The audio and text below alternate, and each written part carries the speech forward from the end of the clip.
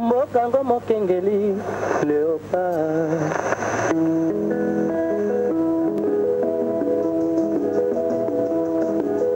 Mikolo tosekanaki na mosolo ya mboka Kongo ekoki tofungwani misolelo tomoni bozoba nyonso tosali oya kobongisa Kongo aveni ebongi tosala moto nyonso ata mwana Kongo ya mosolo mpembe ya nzoku Kongo ya bwanya kasa ya mbila. Mesdames et messieurs, bienvenue à ce nouveau numéro des Pages d'Histoire, une émission, comme vous le savez, qui partage avec vous les récits d'histoire des institutions, des villes, des hommes célèbres et j'en passe. Aujourd'hui, Pages d'Histoire a le plaisir de vous réserver une surprise parce que notre invité, c'est aussi un invité surprise. Vous qui nous avez suivis lors de nos tout premiers numéros de cette émission au cours de laquelle nous avons eu à décortiquer avec Père Léon de Saint-Moulin, que je salue à passant, l'histoire de la République démocratique du Congo, de ses origines, mais nous étions arrêtés à une certaine époque. Je ne sais pas si mes téléspectateurs peuvent me rappeler, vous qui nous suivez avec attention cette émission. Je disons donc que nous étions arrêtés à la période précisément à la prise du pouvoir par le maréchal Mobutu. Nous allons donc poursuivre sur cette même lancée. Pour ce faire, nous ne sommes pas seuls sur ces plateaux. Nous avons invité pour vous un expert en la matière, à la personne du professeur Denis Mwamba Lukusa, qui d'ailleurs vient de publier un manuel d'histoire qui est plutôt une lumière précieuse et un repère indiscutable pour la connaissance saine et juste des annales de notre pays, dont l'intitulé est Dictionnaire des références des dates et des événements historiques en République démocratique du Congo. Voilà donc les choix portés sur le professeur Denis Mwamba Lukusa. Avec lui, nous allons essayer tant soit peu de vous restituer l'histoire de la République démocratique du Congo pendant la période précitée. Bonjour professeur. Bonjour. Pouvez-vous vous présenter à nos téléspectateurs? Je m'appelle Denis Lukusa. Je suis chercheur à l'Université de l'Afrique du Sud, University of South Africa, juriste politologue, fondateur et directeur de consultance de la société 2ML Facilitated as a Consultant, et je suis expert en stratégie de management et réforme institutionnelle, décentralisation et secteur de sécurité. J'ai travaillé dans plusieurs réformes en Afrique et au Congo, je dirais dans presque, pas tout, mais dans presque toutes les réformes au niveau de l'État dans notre pays, pour me résumer ainsi. Merci beaucoup, professeur. Et d'entrée des jeux, professeur, pour nous remuer un peu la mémoire concernant l'indépendance de notre pays. Qu'est-ce qu'il faut dire? Que l'indépendance a été accordée par la Belgique ou que l'indépendance a été arrachée par les Congolais? Je dirais les deux. L'indépendance a été accordée par la Belgique parce qu'il y a eu des négociations et qui ont abouti à la date du 30 juin pour l'indépendance du Congo. Il y a eu la table ronde qui a été négociée en 1959 déjà. Et vous parcourez l'ouvrage, vous verrez que le 20 janvier 1960 au 20 février 1960, il y a eu ce qu'on appelle la table ronde politique. Et là, on constate qu'un grand nombre de représentants et de leaders de partis politiques et d'associations à caractère social ont été invités à cette table ronde politique. Et au cours de ces négociations, il ressort de quelques résolutions que vous trouverez dans la loi fondamentale qui régissait déjà la Première République, c'est cette loi fondamentale du 19 mai 1960 qui nous a permis à organiser les élections qui ont amené Lumumba, Patrice Emery Lumumba, à la victoire et à la primature, parce qu'il fut le premier ministre et chef du gouvernement de la Première République, et Kasavubu aussi comme chef de l'État. Voilà ce que je peux me résumer en ce qui concerne la marche au niveau des années 60 qui nous ont conduits jusqu'à l'indépendance. Pour ce qui concerne les Congolais, ils ont arraché. Vous allez tomber d'accord avec moi que l'indépendance n'a pas été préparée comme dans d'autres pays. Ça a été arraché de quelle façon? Parce que les Congolais ont pris conscience que si on laisse au pouvoir colonial belge de nous mener vers l'indépendance, de nous préparer la décolonisation, ça ne marchera pas.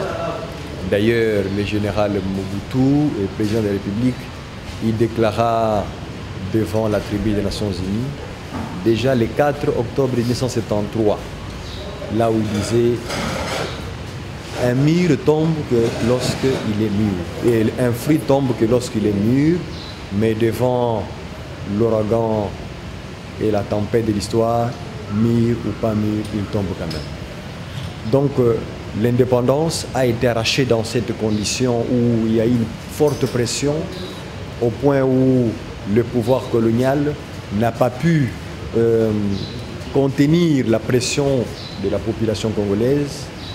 Et déjà la preuve, c'est que le 4 janvier 1959, il y a eu les émeutes ici à Léopoldville qui ont poussé ou contribué fortement à l'accélération de processus vers la décolonisation ou vers l'indépendance du Congo. Et vous allez constater que ça n'a pas été négocié de bonne façon, mais les Congolais étaient catégoriques. Déjà en 1953, en 1956, Joseph Kasavubu, qui était le président de la BACO, demandait l'indépendance du Congo. Il est le premier qui a demandé l'indépendance du Congo. Ce n'est pas dans l'immédiat. Non. Je voulais enlever cet équivoque.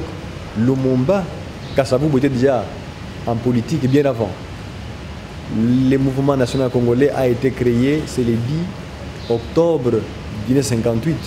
Mais Kasavubu déjà en 1956 demandait l'indépendance. Et vous verrez que dans les manifestes de la conscience africaine, les acteurs de ces manifestes étaient tout à fait d'accord pour le plan du professeur Bilsen, Van Bilsen, pour l'indépendance du Congo 30 ans après. C'est que veut dire on devait avoir l'indépendance en 1985. Mais ils ont demandé qu'ils soient associés à l'élaboration de ce plan de 30 ans et que les Congolais soient aussi associés aux affaires de l'État. Mais dans le manifeste, contre-manifeste de la BACO, ils demandaient l'indépendance immédiate. Donc ceux qui disent que Lumumba a demandé l'indépendance, c'est lui qui a causé tout ce que le Congo a connu, c'est par ignorance de l'histoire, des événements et des faits, ou c'est par complicité politicienne qu'ils le disent. Mais il faut reconnaître que Lumumba, c'est lui qui a pris les flambeaux de l'indépendance.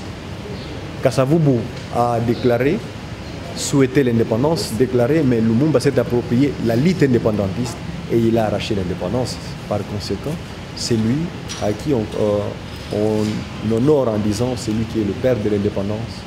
Est-ce que, professeur, on peut savoir la véritable cause de la mort de Lumumba, qui fut le premier ministre Il y a plusieurs causes, bien entendu. Parmi lesquelles nous pouvons citer l'égoïsme belge et l'implication américaine par l'entremise de la CIA, parce que Lumumba a été sacrifié en Holocauste.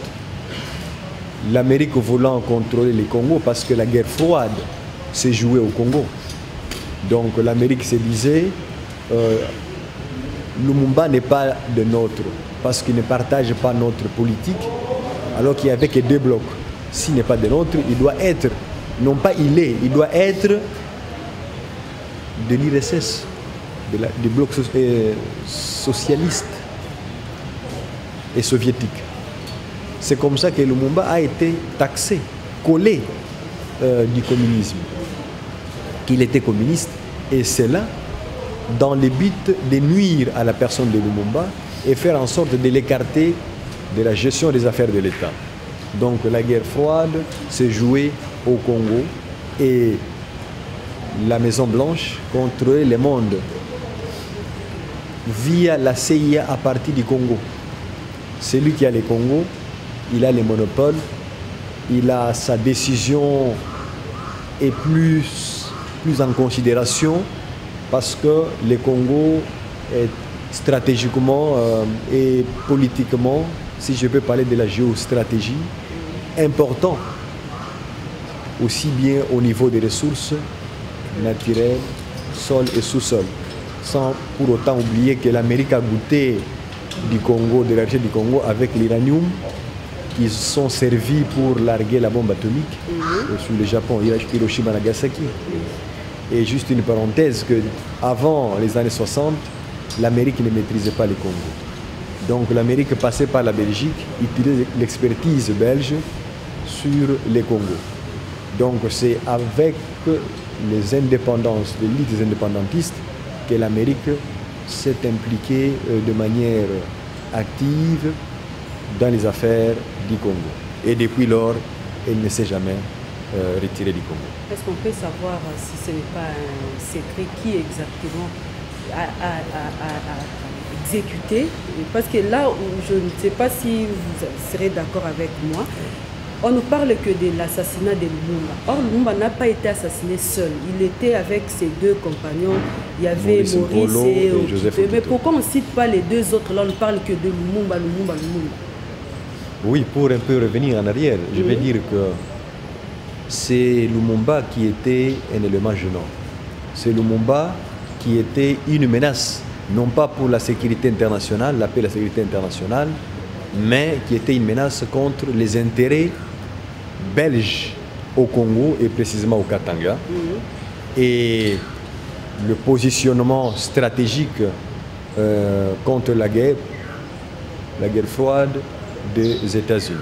Donc les États-Unis, ayant les Congo dans ses attributions, ayant les Congo dans son actif, pouvaient facilement influencer le monde et avoir, parce qu'il avait la même mise sur le pouvoir et sur l'autorité congolaise.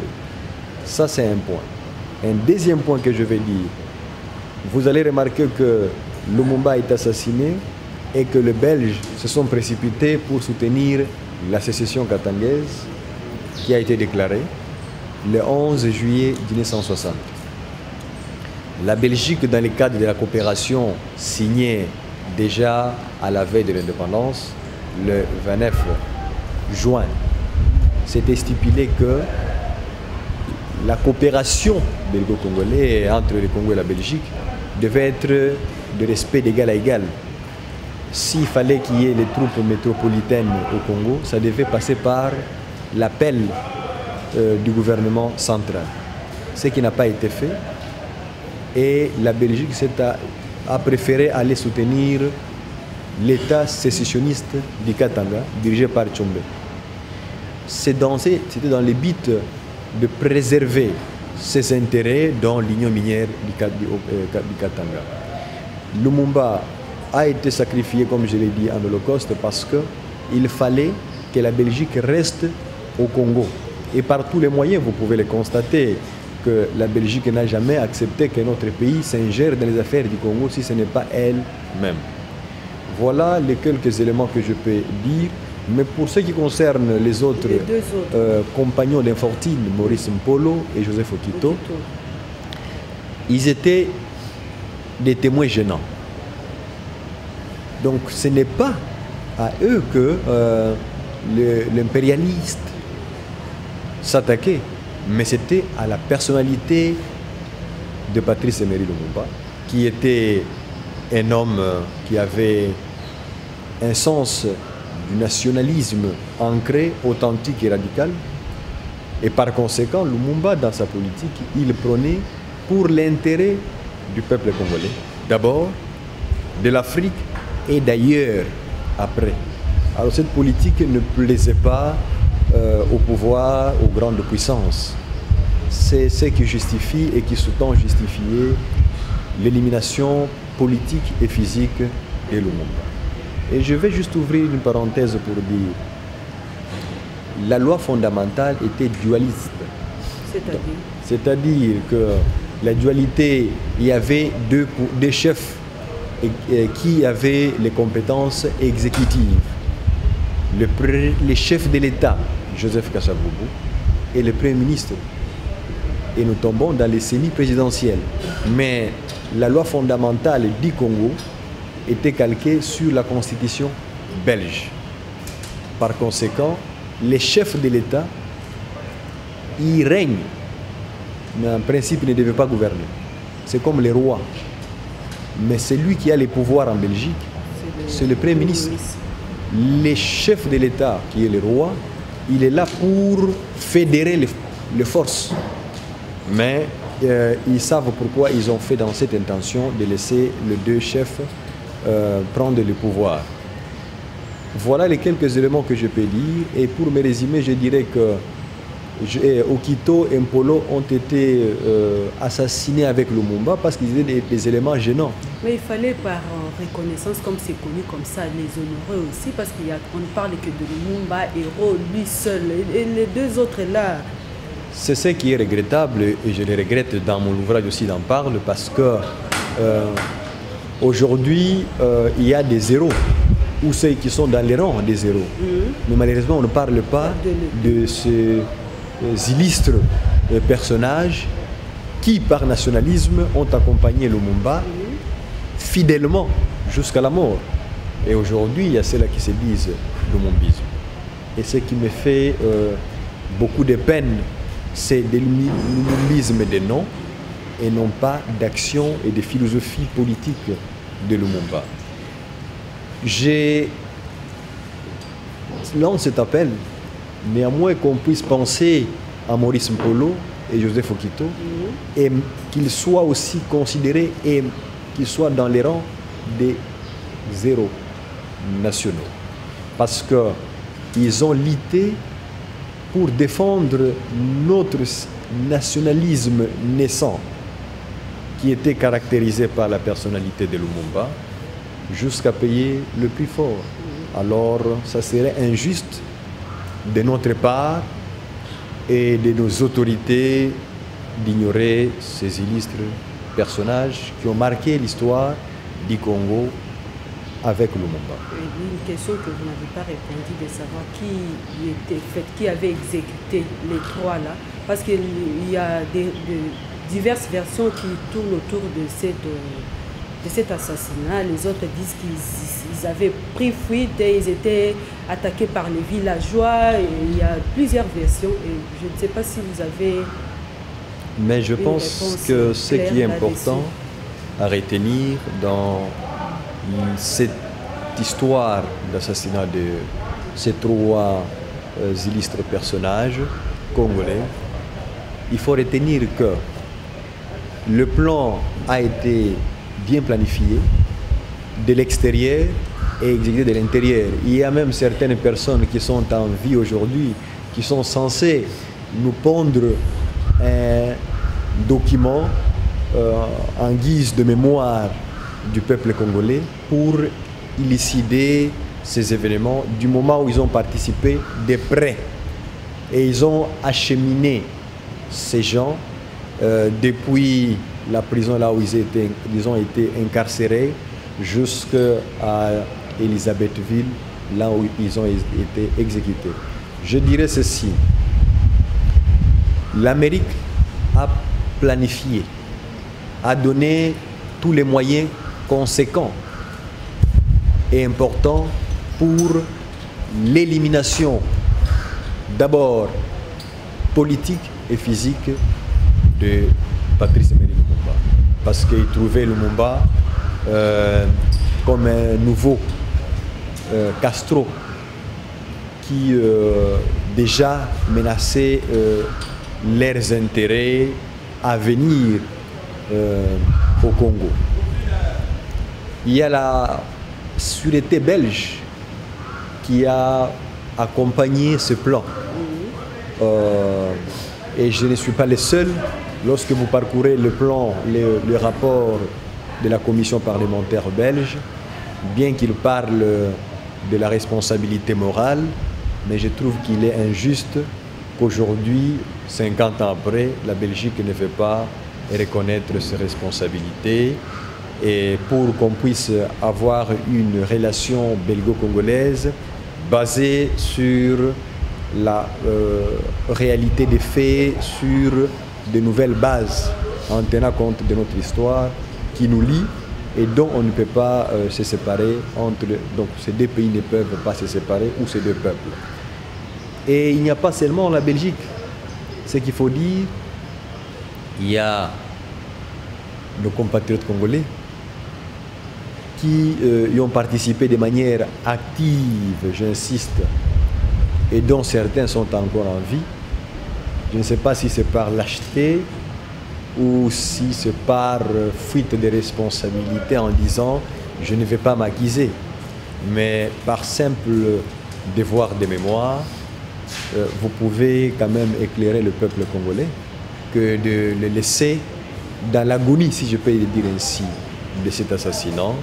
Et c'est aussi un appel pour moi que ceux qui y ont participé de près ou de loin ou qui ont vu ces événements peuvent néanmoins éclairer le peuple congolais et l'opinion publique sur cet assassinat. Et ce qui est important et ce qui me fait mal, c'est de constater que ces archives sont en train de disparaître. Petit à petit. Petit à petit, ils préfèrent aller dans la tombe avec tous ces secrets d'État. Mais ce qui est vrai et ce qui est, je peux dire, la vérité est têtue, qu'ils le disent ou pas, tôt ou tard, le jour, quelle que soit la longueur de la nuit, le jour finit toujours par apparaître. Et qu'est-ce que les Cuba avaient à organiser, à décréter, disons, un deuil national en rapport avec l'assassinat de Lumumba? Il ne faut pas dire que c'était le Cuba. Il y a plusieurs États qui ont honoré la mémoire de Lumumba. Non pas seulement le Cuba, il y a les pays afro-asiatiques que je citerai, le Ghana, l'Égypte. Il y a plusieurs États. Maintenant, ce qu'il faut dire, parce qu'ils ont trouvé et ils pensaient avoir un partenaire à qui ils pouvaient traiter avec rigueur et authenticité, si je peux dire ainsi, de l'État. Lumumba, ce n'était pas un communiste. Il n'avait même pas cette intention de le devenir. Mais il a été taxé. Larry Divelin, qui était le chef de service et le chef de la CIA ici au Congo, à l'époque Léopold Vira Kinshasa, reconnaît dans ses mémoires en disant que Lumumba n'était pas communiste. Mais il fallait par tous les moyens trouver une astuce pour pouvoir se débarrasser de Lumumba. Donc il fallait s'attaquer au communisme. Et il fallait dire que Lumumba était un agent. Mais jusqu'à aujourd'hui, ils n'ont jamais prouvé. Parce que la décision qu'avait Lumumba avait prise de faire appel à l'Union soviétique, ce n'était pas une décision du Premier ministre. C'était une décision qui a été prise avec le chef de l'État, Joseph Kasavubu. Et ils étaient tous d'accord. Mais étant le chef de l'exécutif, il a fait appel. Mais ce que je trouve bizarre et je regrette du comportement du chef de l'État Kasavubu, c'est lorsque cela est arrivé, il a nié qu'il a participé à cela et il a laissé Lumumba seul sur le chemin. Lumumba, ce n'était pas quelqu'un qui reculait. Ce qu'il disait en cachette dans la chambre, c'est ce qu'il disait à haute voix. Alors que certaines personnalités congolaises jusqu'aujourd'hui, ce qu'ils disent dans la chambre noire, ce n'est pas ce qu'ils disent à l'extérieur. Et c'est ce qui était avec Lumumba dans le cas de Joseph Kasavubu. Que dire alors de tous ces historiens qui donnent aux commissaires généraux installés par Mobutu, qui disent qu'ils ont une part de responsabilité à la mort de Lumumba? Mais c'est leur point de vue, hein. Tout comme je peux aussi donner mon point de vue. Je le concède, mais j'ai un point de vue tout à fait différent. C'est celui de dédouaner le collège de commissaires généraux de la grande responsabilité, d'une part de responsabilité dans l'assassinat de Lumumba.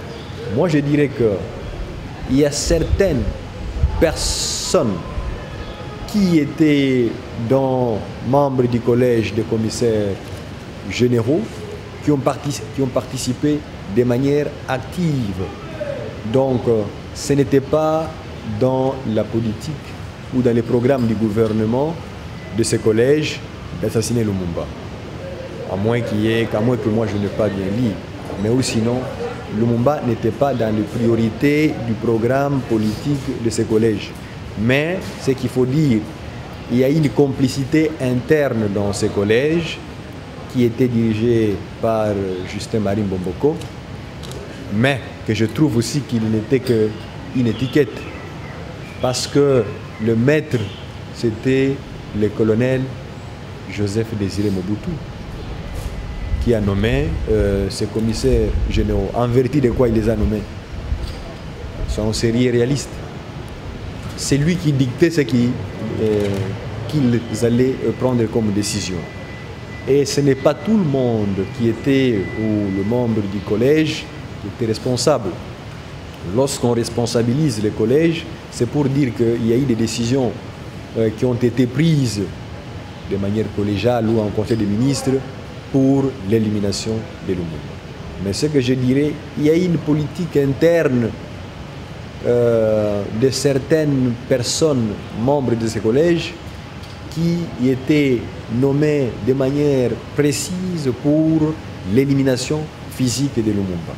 Mais ce n'était pas dans les intentions du collège comme l'ensemble d'éliminer Lumumba. Mais ce que je vais dire ou me résumer, Mobutu dictait tout sur le collège.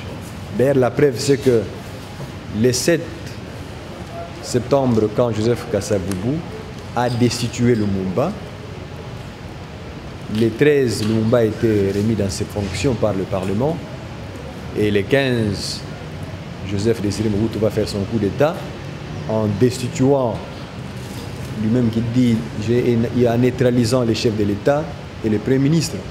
Mais ce qui est le faux et bizarre, on voit le chef de l'État qui a été neutralisé le 29 septembre avec le collège des commissaires généraux prenant des décisions avec Joseph Iléo.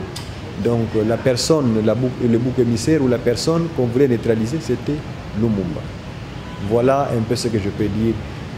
Ce n'est pas tous les commissaires généraux qui étaient complices, mais il y a eu certaines personnes exerçant ces fonctions qui y ont fait ces sales boulots.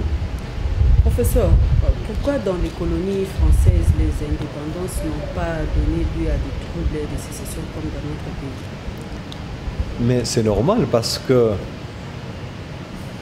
déjà en Côte d'Ivoire, avec le vieux Houphouët-Boigny, bien avant l'indépendance de la Côte d'Ivoire, Houphouët-Boigny était au Parlement français.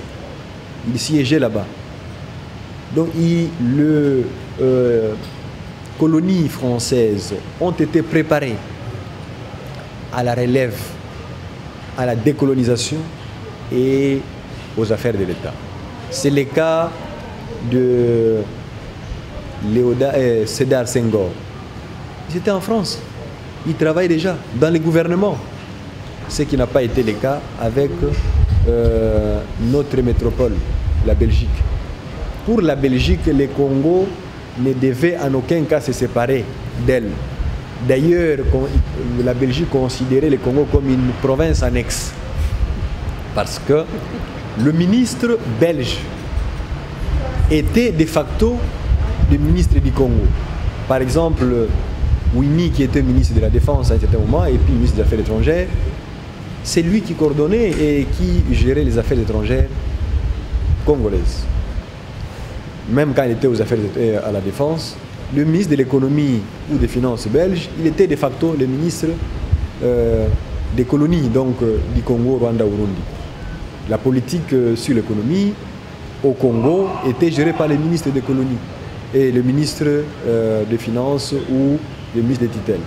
Voilà comment est-ce que la Belgique nous a considérés depuis toutes ces années. Et d'ailleurs, si le plan du professeur Van Bilsen, qui proposait 30 ans d'indépendance et 30 ans pour l'indépendance, c'est parce que cet éminent professeur, il a effectué un voyage au Congo. Et il a trouvé que les Congolais n'étaient pas préparés ni associés de près ou de loin, ni dans un proche avenir aux affaires de l'État. C'est comme ça, en faisant le bilan, il a déclaré que, il a proposé pour dire que le Congo n'est pas prêt pour l'indépendance d'ici. S'il faut penser de l'indépendance du Congo, il faut au moins 30 ans. 30 ans à partir des années 60. Donc, il fallait déjà, si il a proposé en 55, en 55, et puis en 56, il y a eu le manifeste de la conscience africaine qui répliquait à ce plan, qui était presque favorable à ce plan, mais l'ABACO était catégorique et radical, qui a lancé, qui a aussi produit ou publié le contre-manifeste, là où l'ABACO demandait l'indépendance dans l'immédiat. À défaut, le Congo sera ou serait ingouvernable. Et là, maintenant, il faut dire qu'il fallait avoir notre indépendance vers les années 80-85 déjà. Alors, pour ne pas me répéter sur ce que le général Mobutu, le président à l'époque, avait déclaré aux Nations Unies, qu'un fruit ne tombe que quand il est mûr.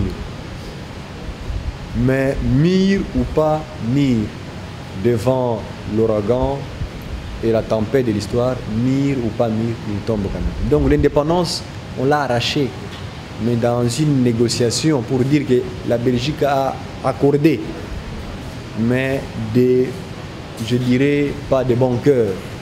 Professeur, qu'appelle-t-on exactement contentieux belgo-congolais? Le contentieux belgo-congolais, je dirais tout simplement que c'est la suite de... Parce qu'il n'y a pas eu remise et reprise entre le pouvoir colonial et les nouveaux dirigeants congolais. Déjà, le 14 avril 1960,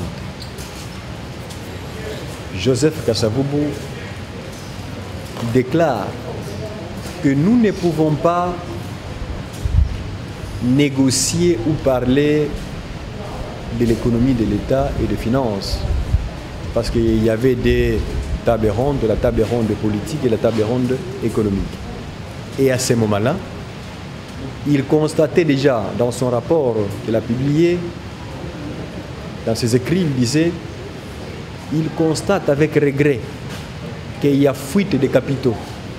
Il y a même le dépôt d'or qui a été transféré en Belgique. Donc il y a eu fuite des capitaux dans la précipitation, et c'est ce qui justifie ces différents contentieux. Ces contentieux qui n'est rien d'autre que la dette publique de l'État colonial, donc du Congo. Et tous ces différents régimes qui se sont succédés depuis la Première République, la Deuxième République et la Troisième, ils continuent toujours à parler sur les contentieux. Maintenant, les contentieux, c'est quoi? C'est combien il y a eu un accord qui a été signé avec le Premier ministre Tshombe en 1964. Tshombe nous a amené une valise diplomatique qui montrait que voilà les contentieux belgo-congolais. Et la première personne qui avait parlé du contentieux belgo-congolais, c'était Cyril Adoula. Maintenant, c'est quoi? Aujourd'hui, donc pour ne pas dire aujourd'hui, il y a eu des accords, des entretiens, des négociations entre la Belgique et le Congo pour que cette dette soit partagée entre la Belgique et le Congo. Et c'est comme ça que le Congo se retrouvera en train de payer pendant 40 ans 25 millions de francs belges par mois pendant 40 ans. Et le montant, c'était, la contribution que le Congo devait donner, c'était 12 milliards de francs belges. Et pourquoi à cette époque on n'avait jamais parlé de termes comme bonne gouvernance et droits de l'homme? Mais on parle des droits de l'homme lorsqu'il y a les intérêts. Il y a des chefs d'État africains qui gouvernent très mal le pays, leur pays, et qui sont aux affaires de l'État. Et lorsqu'ils voyagent à l'étranger, ils ont tous les honneurs. Mais lorsque ces grandes puissances étrangères constatent que ces mêmes chefs d'État ne protègent plus leurs intérêts, à ce moment-là, ils sont taxés de tous bords, de dictateurs, de ceci, cela. Et là, la bonne gouvernance apparaît et revient sur la scène. Alors, je ne vais pas trop entrer dans ces détails, mais ce que je voulais dire, la bonne gouvernance, ce n'est pas une nouvelle conception ou un nouveau concept, mais ça a toujours existé. Mais malheureusement pour nous, en dépit des tentatives de la bonne gouvernance, dans notre pays, on a encore des difficultés pour pouvoir répondre avec précision sur cette question. Professeur, comment peut-on expliquer la langue si on revient parler du maréchal Mobutu pendant sa période, sa prise du pouvoir, et cette longue durée de règne-là, c'était dû à quoi? Vous savez, Mobutu a dirigé le Congo depuis les années 60. Il a été soutenu par la CIA, par la sûreté belge et la Belgique politique. Maintenant, quand il a pris le pouvoir, c'est parce que ces gens pensaient que Mobutu, c'est l'homme des situations qui peut préserver et protéger nos intérêts, qui sont les intérêts américains et belges. C'est ce qui justifie son appui, donc leur appui à la prise du pouvoir du général Mobutu le 24 novembre 1965. Et étant donné qu'ils étaient dans la guerre froide et Mobutu représentait une garantie pour les États-Unis ont accompagné Mobutu tout au long jusqu'à sa chute. Ni était l'appui de l'Amérique et de la Belgique. À un certain moment, la Belgique a lâché Mobutu, constatant que Mobutu ne répondait plus aux principes démocratiques. La Belgique s'est dit non, on ne peut pas continuer à soutenir cet homme. C'est ce qui justifie déjà qu'en 1985, Mobutu, qui avait déjà fermé le chapitre du contentieux belgo-congolais, va revenir comme un moyen de pression à la Belgique pour dire « vous devez me soutenir, sinon on doit revenir sur l'histoire du contentieux ». Voilà ce qui justifie le règne prolongé en dépit de son régime autoritaire et dictatorial qui Mobutu est resté longtemps au pouvoir, avec tous les honneurs qu'il recevait à la Maison-Blanche. Il était l'homme, l'ami préféré de la Maison-Blanche. Presque de tous les présidents qui se sont succédés à la Maison-Blanche. Et principalement de Reagan et de Bush. Maintenant, ce qui justifie sa longévité au pouvoir, il faut dire que Mobutu était aimé par le peuple congolais. Il faut qu'on soit sérieux et réaliste. Aimé, respecté et en même temps craint. Parce que sa machine marchait sur tout ce qui s'opposait à lui. Et déjà, nous constatons le moment morose de 65 à 71. Et les choses se sont empirées. Les Congos s'est plongé dans l'enfer. C'est avec la politique de la zaïrianisation. Comment jugez-vous la zaïrianisation? Je juge la zaïrianisation une politique qui a mené les Congos là où on est aujourd'hui. Parce qu'il semble qu'au départ, l'idée n'était pas mauvaise. Non, il ne faut pas confondre la zaïrianisation avec le recours à l'authenticité. Ce que je peux dire qui était une politique louable, c'était le recours à l'authenticité. Bon, la zaïrianisation. La zaïrianisation, n'était rien d'autre que s'approprier le bien des étrangers. Parce qu'il y avait beaucoup d'investisseurs étrangers. Mobutu lançant sa politique de zaïrianisation déjà le 27 octobre 1973. Et à ce moment-là, donc les Congolais se sont accaparés, ou les Zaïrois se sont accaparés de tous les biens des étrangers, sans pouvoir savoir comment gérer, sans avoir une notion de la gestion. Et voilà comment est-ce que le Congo est allé dans l'enfer sur le plan économique et social. Et il y a eu la gabégie, il y a eu le népotisme et tout ce que vous avez connu, vous connaissez.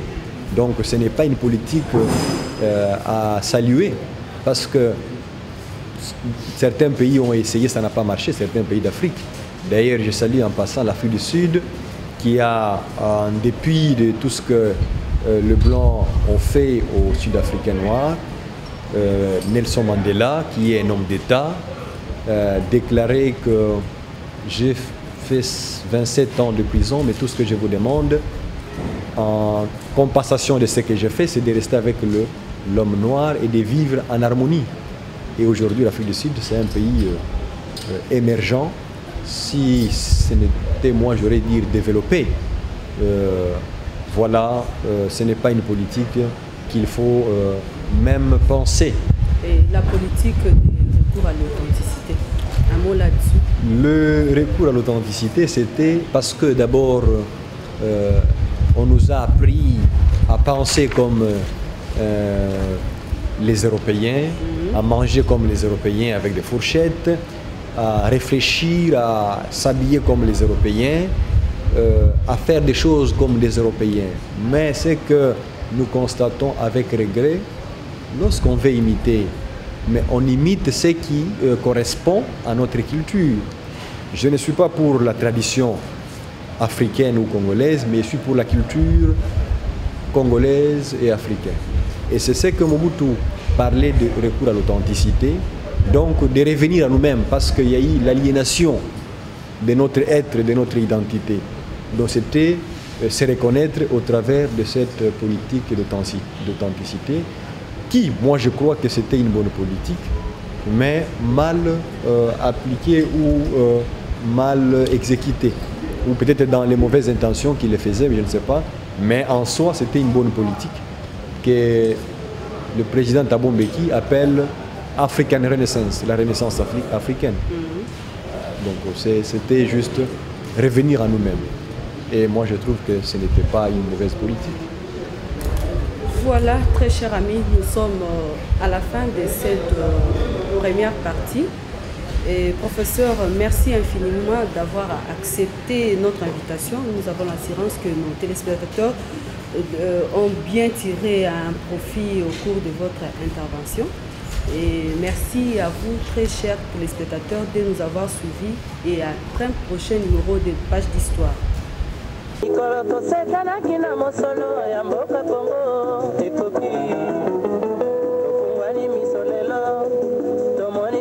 Nyonso tosali oya kobongisa Kongo aveni ebongi tosala